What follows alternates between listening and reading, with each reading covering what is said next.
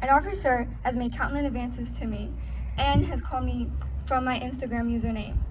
He hasn't told me who he follows or what he is. One time, I was outside of my classroom and he has come up and called me by my username and starts talking and smirking.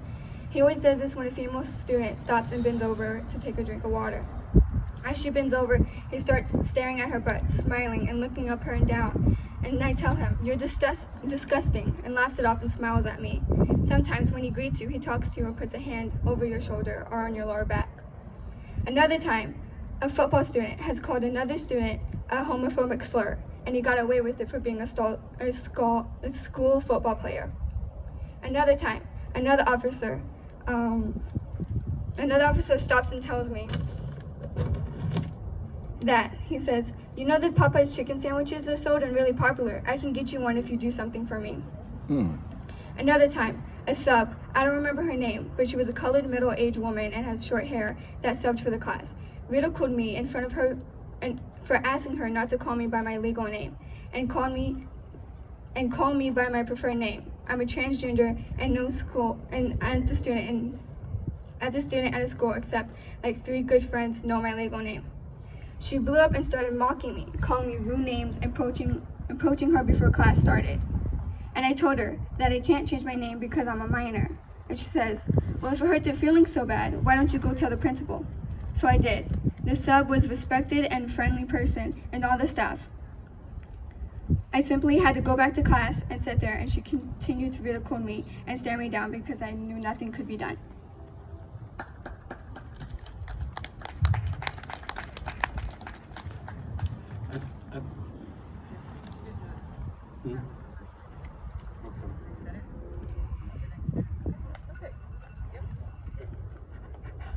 We need the, I think you've already spoken. What's that? She has 2 parts.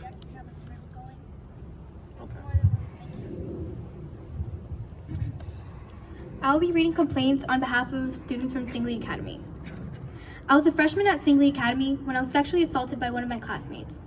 I reported to my counselor, who informed the assistant principal.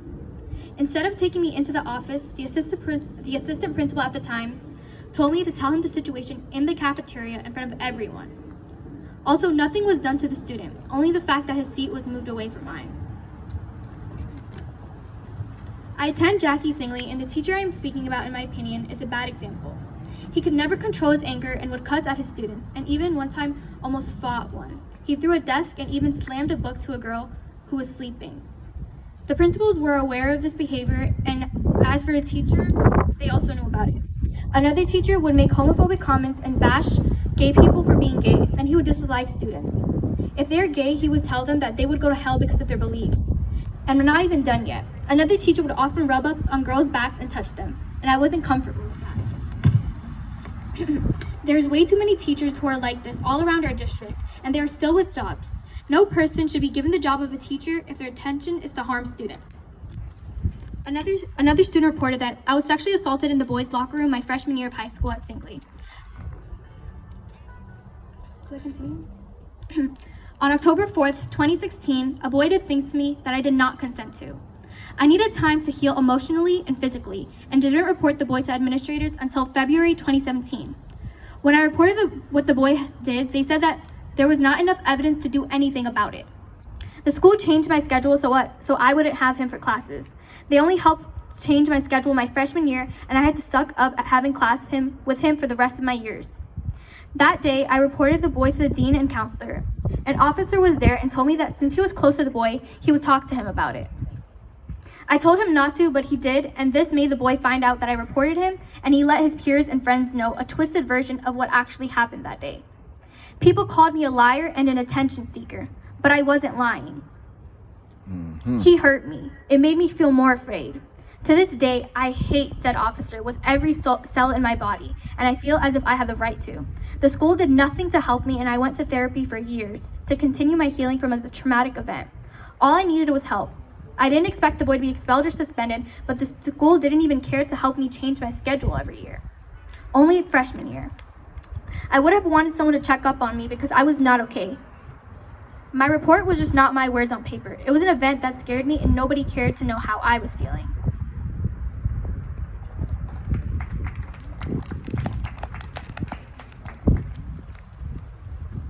Stand right there in front of the camera. My name is Eliza Escobar. I represent MacArthur High School and also representing IDSA tonight. These are complaints from MacArthur High School students. All names will be kept anonymous for their safety. In 2015, I had an encounter with a staff member. He physically touched a student's arm and was grabbing him because the student had his phone with him. However, the student did not speak English. He was not giving a warning either. Simply got yelled at for having his phone out. I started to tell the staff member to let go of his arm and speak Spanish to him. He did not understand what he was being asked to do. I tried to speak to the student in Spanish, but the teacher replied, "I don't care if he doesn't understand English. He should know the rules." I reported this to the vice principal as soon as it happened. There was 3 other witnesses of this incident.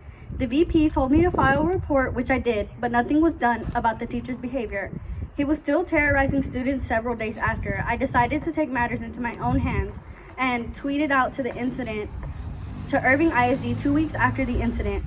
I was called down to the principal's office the following day. I was told the teacher had been laid off for 1 day because of the incident. However, he was back very soon. The student was not given an apology, and the said teacher would give me a look every single time he saw me after that. I was given a bookmark by the principal to cope with the issue. The same day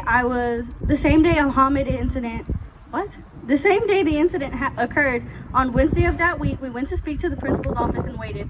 The official staff told us that it was stupid of us to be there, and we had no real intentions, and we were pressing it more than it should have been. The principal at the time spoke with us and said, "We hear you." Yet we were told to go back to our class, and there was not a better solution given after. A teacher at MacArthur would have these sayings up on their board, and oftentimes would be racist, ableist, and sexist. They were reported many times, but nothing was done, and we had to observe this, but nothing was done by the board. A friend of mine, who would like to be kept anonymous, was bullied and harassed by a student that was trying to take pictures of him while in the restroom. In the situation, very similar happened at Lady Bird. I'm not sure if the student had inspiration by that incident, but it was cruel and foul. He and his mother and my mother both reported it to the administration of MacArthur, which was where we attended the school. They were suspended for harassing my friend, and they said they will have a teacher/trusted adult escort my friend to each of his classes. A day after they made that decision, I saw him in passing period, and no one was with him escorting him to his classes. Instead, I walked with him to his class, and I remembered that the students of Lady Bird, who did the exact same thing for their student, got felony charges. The student who did the exact same thing to my friend did not. I honestly feel the administration did not take this as seriously as they should have, and they pushed aside the situation and with negligence. Sorry.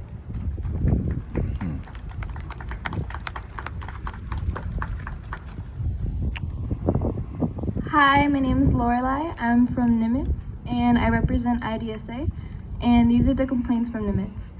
I was sexually assaulted in the band hall. I told the directors, and the first question they asked was, what was I wearing? To say I was disappointed in them is under-exaggerated about how I felt. The boy went unpunished. Here's another one.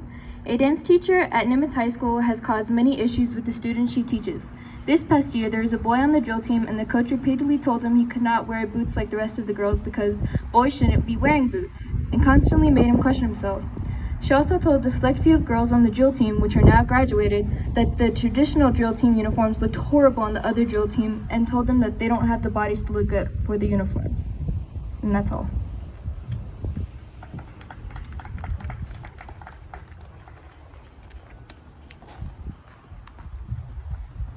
Hi, my name is Anissa Martinez, and I attend Singley Academy.